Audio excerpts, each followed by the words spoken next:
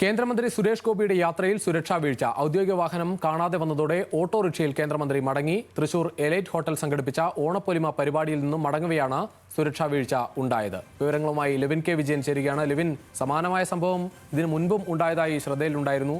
എന്താണ് ഇന്നത്തെ സംഭവം?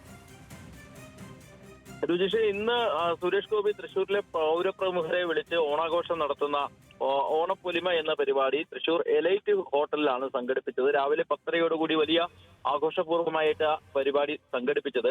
ഇതിൽ സംസ്ഥാന ഗവൺമെന്റിന്റെ വാഹനമാണ് സുരേഷ് ഗോപി തൃശൂർ മണ്ഡലത്തിൽ എത്തുമ്പോൾ ഉപയോഗിക്കാറുള്ളത്. കേരള സർക്കാർ നൽകുന്ന പ്രത്യേക വാഹനത്തിലാണ് ഭൂരിഭാഗം സമയങ്ങളിലും യാത്രയും മറ്റും നടത്തുന്നത്. ഇന്ന് രാവിലെ പോലീസ് എസ്കോർട്ടോടുകൂടിയാണ് മന്ത്രി ഈ പരിപാടിക്ക് പങ്കെടുക്കാൻ എത്തിയത്. സംസ്ഥാന സർക്കാർ നൽകിയ വാഹനവും ഉണ്ടായിരുന്നു.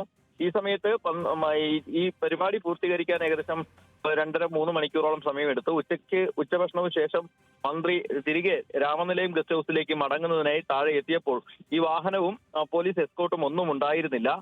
മന്ത്രി കാര്യങ്ങൾ അന്വേഷിച്ചിരുന്നെങ്കിലും പോലീസിന്റെ സുരക്ഷാ വീഴ്ചയാണ് ഇക്കാര്യത്തിൽ ഉണ്ടായത് എന്നുള്ളതാണ് വ്യക്തമായത്. തൊട്ടു പിന്നാലെ തന്നെ റോഡിലൂടെ ഉണ്ടായിരുന്ന ഓട്ടം വന്നിരുന്ന ഒരു ഓട്ടോ വിളിച്ച് അദ്ദേഹം മറ്റാരോടും പറയാതെ അവിടെ നിന്നും കയറി രാമനിലയത്തിലേക്ക് പോവുകയായിരുന്നു. സുരക്ഷാ വീഴ്ച തന്നെയാണ് ഇക്കാര്യത്തിൽ ഉണ്ടായിട്ടുള്ളത് എന്ന് വ്യക്തമാണ്. പോലീസിന്റെ ഭാഗത്തു നിന്നും ഇത് സംബന്ധിച്ചൊരു വിശദീകരണം ലഭിച്ചിട്ടില്ല. മന്ത്രിയും ഇക്കാര്യം പ്രതികരിക്കാൻ തയ്യാറായിട്ടില്ല. BJP നേതാക്കൾക്കടക്കം വലിയ അമർഷമുള്ള ഒരു വിഷയമാണിത്. പക്ഷേ BJP നേതാക്കളോടും ഈ വിഷയത്തിൽ യാതൊരു തരത്തിലുള്ള പ്രതികരണവും നടത്തേണ്ട എന്നുള്ളതാണ് കേന്ദ്രമന്ത്രി നിർദ്ദേശിച്ചിരിക്കുന്നത്.